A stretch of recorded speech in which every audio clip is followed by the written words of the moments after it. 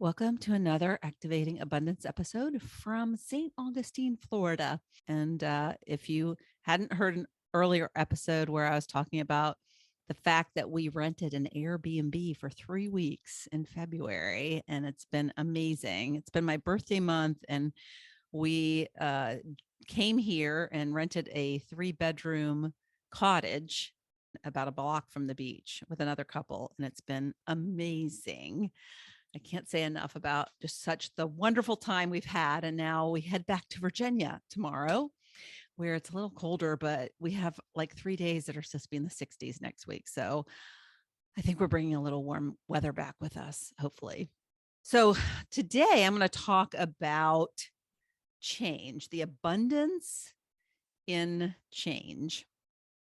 But first, just because it's on my mind and it's probably on everybody's mind, is I just want to address it. And I just want to say how incredibly sad it is what's going on in the world, and how my heart goes out to the Ukrainians and the people that are having, for no reason, their country attacked. It's just so hard to fathom that there are powers in this world that want war, that want to do harm to other people.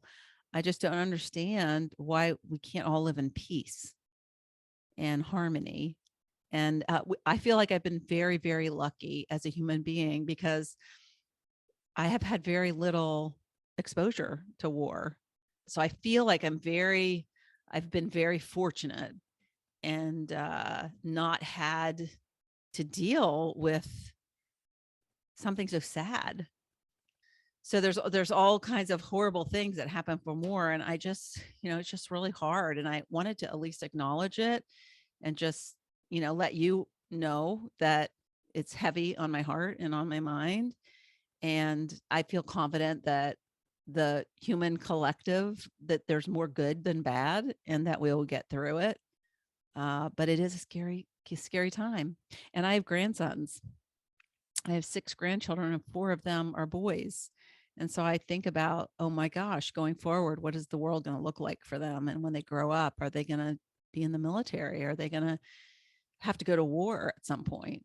Because kind of war, I guess, is a kind of, if you look back in history, it's not preventable, because you get these people that get in power and they can't be satisfied with what they have. And it's just really sad to me. All right. So enough of that. I want to talk about change. All right.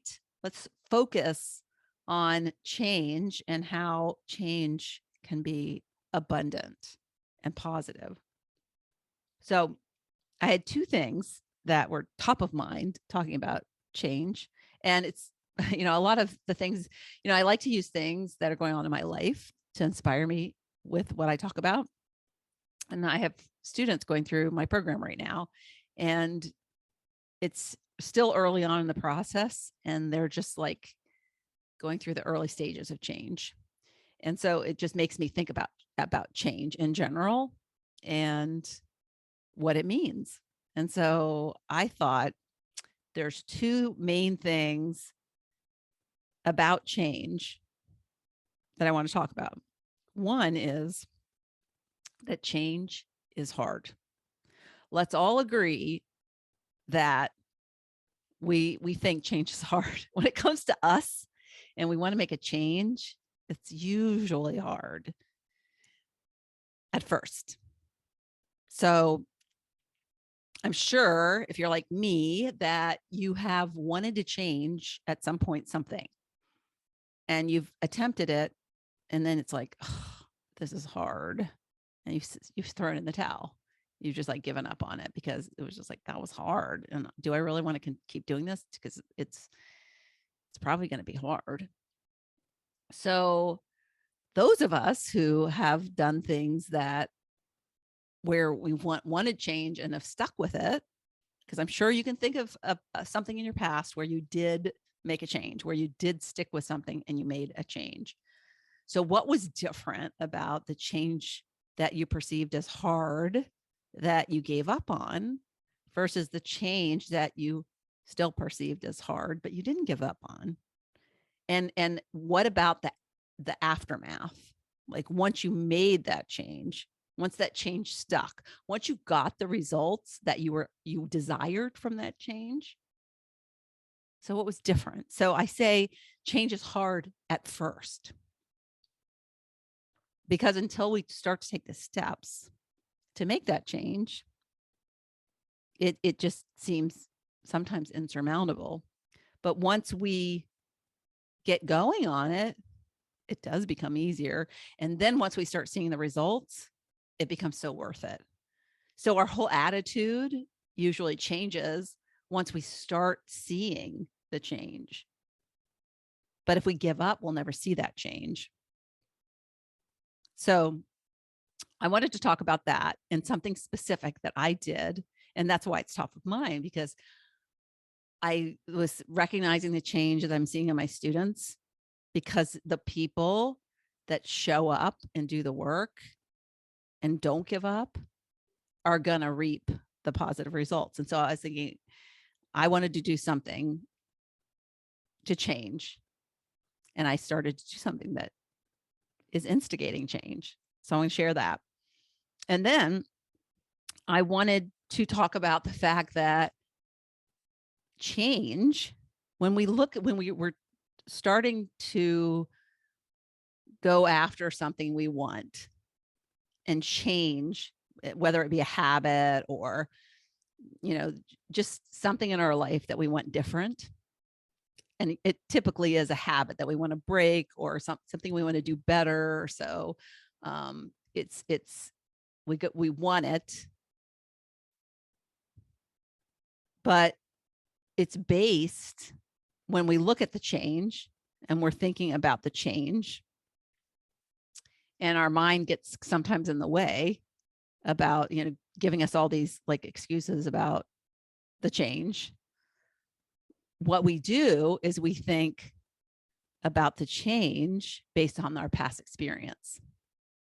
So we think, well, in the past, this is what happened when I tried to make a change. Maybe it was a similar change, maybe it was a different change, but it was something that you did, and it's something that you use as evidence to compare it against. So the problem with doing that is that our experience from our past, and this applies to everybody, so me included. So when I look at something that I want to change, I like automatically my brain goes to, okay, let me look back. And it's just kind of an automatic behavior of the brain. But what if you're making a change that has no parallel with the past? Like there's nothing to measure it against. There's no evidence of ever having done it before. Like our perspective based on our past is limited based on our experience. So how can we ever know what is possible with that change? How can we really know what is true with that change until we make that change? I mean, it sounds kind of crazy, right? When you really think about it, but we want to change, but then something from our past prevents us from actually going forward with that change, because we think it's going to be similar, or the outcome will be similar. Perhaps you wanted to change before and you weren't successful. And so the brain goes to, well, I tried this before and I wasn't successful, so why do I even try? But what if that the experience is going to be totally different this time around? So it does induce a lack mindset. When you are looking back at your past experiences and it creates this limitation in what's possible for you, it creates this lack. Like you're looking at it in terms of a lack instead of an abundant way. So I'm going to have two examples, because I think examples really help. Examples in my life. So maybe it'll help make sense, right? So in terms of change is hard at first. I made a change over the past week since I've been here in Florida. So one of the things that I've done, and if you hear some noise in the background, that's my husband who is very loud. So he's in the other room, and I don't know what he's talking about, but I can hear him through my headphones, and so I'm thinking maybe you can too. But anyways, if you're wondering what that is, it's not the neighbors, it's my husband. So this change was something that I just decided to do. The weather was nicer here. It's not as nice in Virginia at this time of year, so I probably wouldn't have been able to do it at home because it involves going outside. And I like being out in nature. I think it does different things to our brain. And when you're in, I think that seasonal, there's a SAD syndrome, seasonal affect disorder. It's a real thing. And I think a lot of times when we're not out in nature, in the sun, getting our vitamin D, it affects the brain. And so I think a lot of us, winter affects us. Those of us who live in the States where you kind of stay inside more because it's cold. So anyways, I was down here in Florida and I was like, feeling, I brought my yoga mat. I started exercise, I exercise at home, not necessarily as much as I should, but I'm pretty frequent exerciser. I like to do fun workouts. And so I could do more intense workouts that would probably make a little bit more difference, but I have been getting my muscles are a little less toned than they should be, but that's neither here nor there. So I came down here. I was like, I'm going to continue to work out. I know I'm going to eat more. I know I'm going to drink more. So I want to bring my stuff to work out. So I brought my stuff to work out and I did some online workouts like I normally do, about 30 minutes. But I was inside and I was like, this is it's kind of the same thing I do at home. It's kind of boring. How about I go outside and I start to run? What if I took up running again? And then I had this crazy idea that maybe I'll join a race. Maybe I'll sign up for a race. I've done the most that I've raced lengthwise, mileage wise, is 4 miles. I did a 4 miler a few times, done a few 5Ks. So yeah. And I see my dog is now in here with me. So I've done some races, but it's been a long time. In my 30s, I loved running and I ran almost daily. And I think I even ran some in my 40s, but it's been a while. It's been quite a while. And my muscles are not run worthy right now. So I said, you know what? It's beautiful here. The beach is a block away. The streets are nice and flat because I don't like to run on when there's hills involved. So it's nice and flat. And I love looking at houses. So I can run past all these cool houses and look at them. And we'll see what happens, right? And we'll see how it works. And I'll get a little workout. It'll be a little different. And maybe I'll commit to doing some sort of a race coming up soon. And maybe I can inspire some people. So I started to run. I didn't get very far. And I was like, oh my God, this is hard. I was like, my body is different than it was the last time I ran. It feels a lot different. It feels a lot heavier. It feels a lot, it is heavier. And so when you're carrying a little bit more weight, then it is a little harder to run because you're it's like I'm carrying a 10 or 15 pound sandbag, right? Because that's about how much more I weigh than when I ran before. So, and just other stuff, my lungs aren't conditioned. There's lots of reasons. And I had my dog with me, so that created a little bit of a limitation. But I will tell you, my mind was like trying to talk me out of it. And it was like, OMG, this is very hard. I'm not sure I can do this. But I said, I will do what I can today. And then I will do what I can tomorrow. And hopefully it'll be a little bit better than today. And I'll just keep committing to doing it because I know, based on having done it before, that it does get easier because that's what the body does. The body adapts. So I do know that. I have experience based on the fact that I know your body adapts. And you just got to keep putting in the work day to day. It's kind of the compound effect. And eventually, you'll get there, but you have to commit. But this was a true example of my mind saying, oh, this is hard. This is hard. So I did plenty of walking in combination with the running. So I did 2 miles, no, I actually didn't do the first day. I think I did 1.6 miles.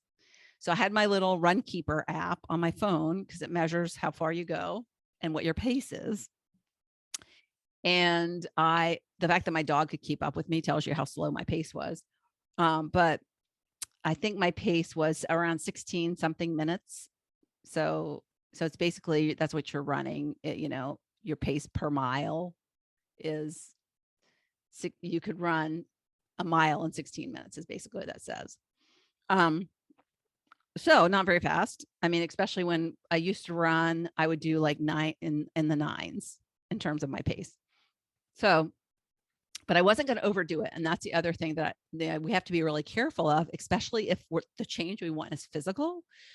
We can't like go all bore on day one because, we can get injured. We can do something that then makes it like the change. It creates a setback of sorts. So I was like, okay, I'm going to do this change. Yes, I know it's going to be hard, but I'm just going to pace myself. I'm going to only do so much. I have had knee surgery in my past. So I'm always very cognizant of what's going on with my body and in particular my knee. But I also know, because I have experienced in this, is that the stronger my legs are, the less my knee ever hurts. So as if I build the muscles around my joints, it actually makes me have less pain. And so I got through day one and I was like, I walked more than I ran. And then day 2 came.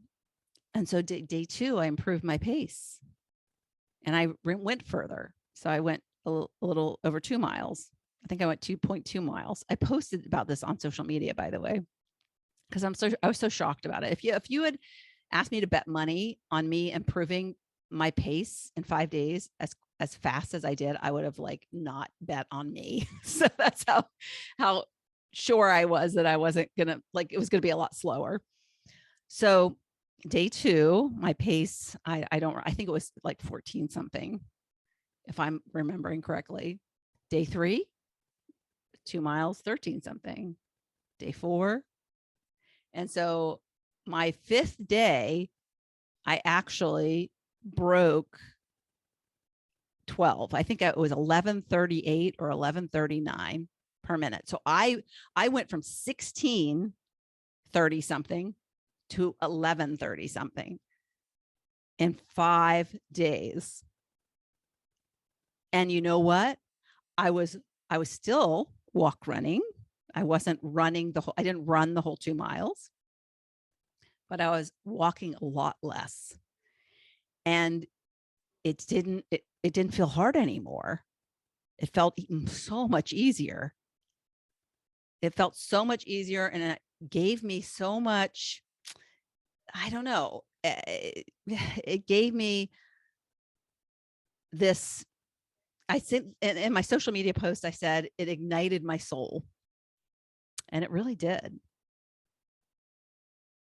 I don't know that if it's really confidence that it gave me, because, it just gave me this realization that change might be hard. I mean, I knew this change is hard at first, but it just refreshed. It was a fresh new experience. that validated that I know. And it also made me feel damn good, because I'm like, if I can do that in 5 days, I can run a race. And it gave me more incentive to do that. And so the other example that I want to share is something that it's no change that's happened yet, but I think it will make sense and you will probably relate to it. So I thought it would be a good example to use. So that it was about the change. It's, change is always based on our past experience. And so sometimes that it makes us not make the change because we're thinking it won't work, or we're thinking, oh, I can't be successful at that. Or it comes with thinking, well, it won't turn out the way I want it to. We put this, we don't envision the possibilities with the change. We don't think and look at the change as limitless. It's burdened with our limited experience. And so the example, and you might think this is kind of like a weird example, but it came to my mind as in terms of like a really perfect example to use here. So as you probably are aware, the real estate market is crazy town. And there are houses in our neighborhood that are selling for twice as much as they sold 6 months ago.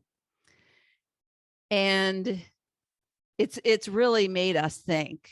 And so we've been spending, the last 3 weeks here in Florida, and we thought, oh my gosh, wouldn't it be fun? Because my husband, he's a real estate broker, so he kind of has to be home in our town for a lot of what he does, but he still has a lot of flexibility that some people don't. And so, we were able to come down here, and he was able to do whatever work he needed remotely. Can't show houses, but we have flexibility, and I have complete flexibility with my job.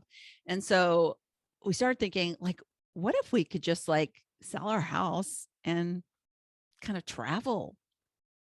Maybe not the world, but at least the country, because there's so many places in the United States that we've never seen. And, we're not getting younger. And so we could just get up and go and do things like we've done the past 3 weeks.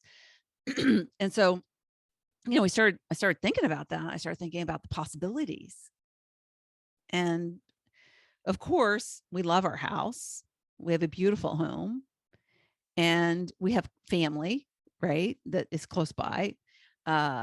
Hit my husband's mother and his brother and wife. And so it's not that we want to leave like permanently, but and the other thing, and this is where you might relate, is that we bought this house because it's a nice size. We have the equivalent of 5 bedrooms, although one doesn't have a window, so I don't think it officially can be a bedroom. And one we use a study. But when the grandkids come, we use a blow-up mattress and it becomes 5 bedrooms.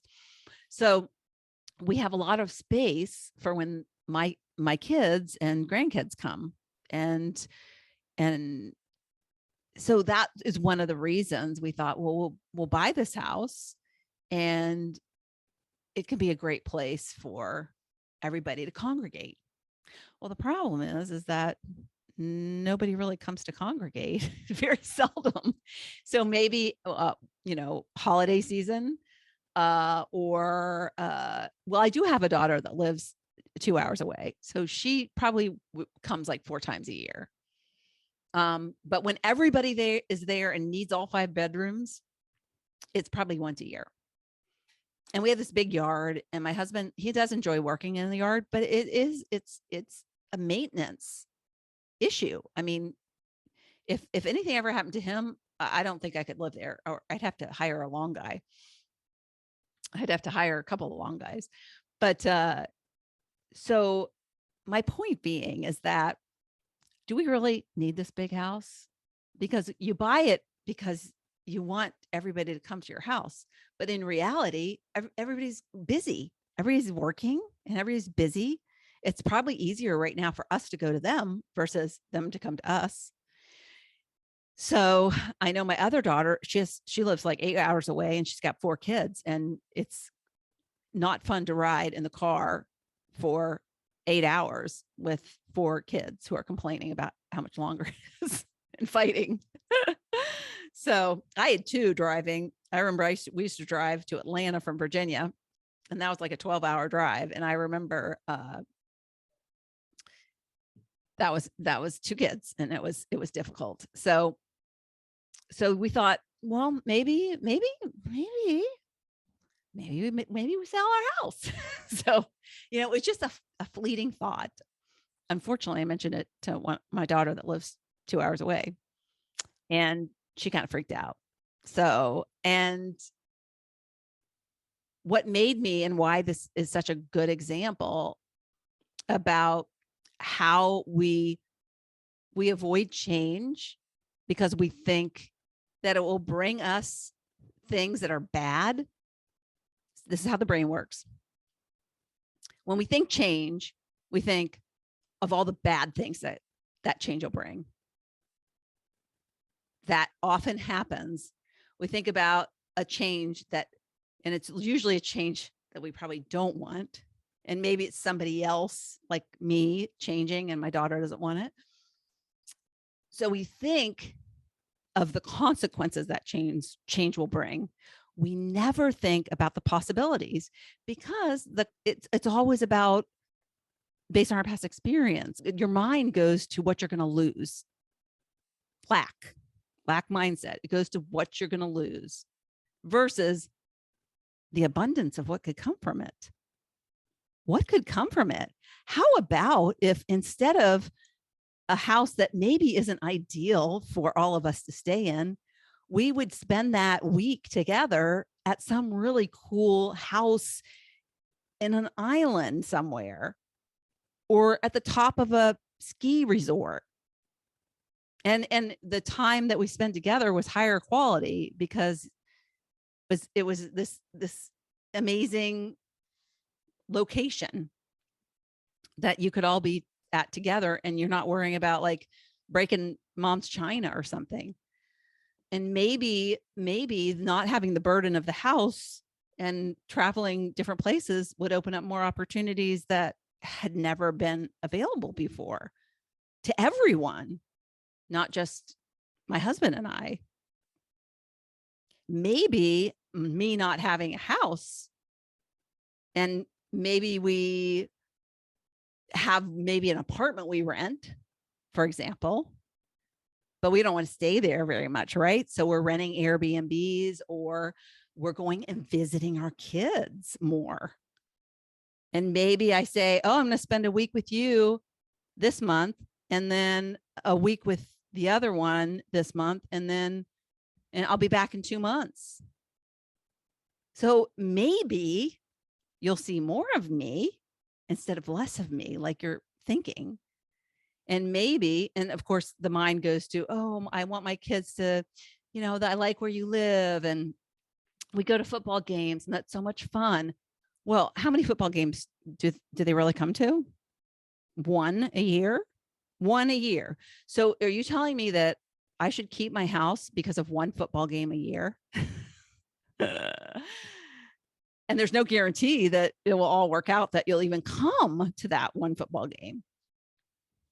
And what if that one weekend you come to a football game, we actually rented a really cool Airbnb in our town